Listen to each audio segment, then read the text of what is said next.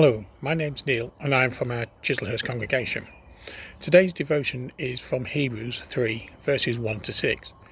Phil Moore titles this Better Than Moses, or Fix Your Thoughts on Jesus. Some scholars believe that this book was written for Jewish Christians who lived in Jerusalem. Its purpose was to exhort Christians to persevere in the face of persecution. It was written to try and deter the Israelites from returning to Judaism and to encourage them to stay true to Jesus. At the beginning of this passage, the writer is telling the Jewish people that although Moses was the supreme prophet, Jesus is Lord over all. Moses was the people's leader. He led the Israelites out of Egypt, he led them across the desert, and so much more. But Moses walked in faith and trusted in God. He modelled a way for the Israelites and all the people of the earth. He was entrusted to lead the house of Israel, and so he did by conviction and by his actions. He was the giver of God's law and precepts and deserves our reverence and respect. But Jesus is greater than all, including Moses, for he created Moses and all that there is. Moses is the servant in the house, and Jesus, as we know, is the builder of that house. And Moses was just a servant of God. Moses was a walking, living illustration of how God works and what he requires from us in faith and in our obedience.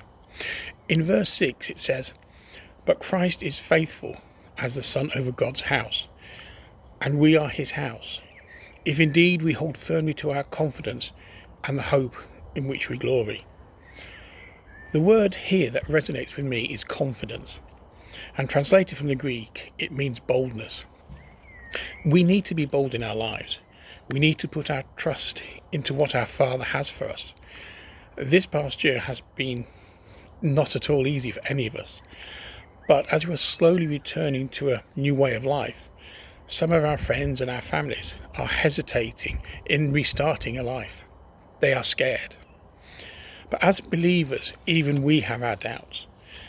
But this is a call to eagerly trust him as who can help us deal with life and the challenges we face. Jesus was the builder and architect of our lives, and his house is built on solid rock, as it says in Matthew 7 verse 24. "Therefore, everyone who hears these words of mine and puts them into practice is like a wise man who built his house on a rock." How many times have we put our trust or confidence in Jesus? Do we always do that? Or do we only cry out when trouble strikes?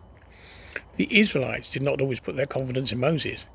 When they needed to cross the river, when the Egyptians were chasing them as they were leaving slavery, or when Moses went up the mountain and came down with the 10 Commandments, they hadn't put their trust in him. They built the golden idol. They grumbled, they moaned, they turned away until they eventually repented. But to the Israelites, Moses was the greatest human ever, and even more than Abraham. He gave them the law, he saved them from slavery, set up their traditions and priesthood, and remained loyal and faithful to God in the midst of adversity.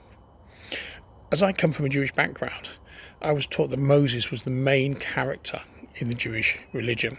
He was the one person that in Sunday school was always being built up and portrayed as the saviour of the Jewish people.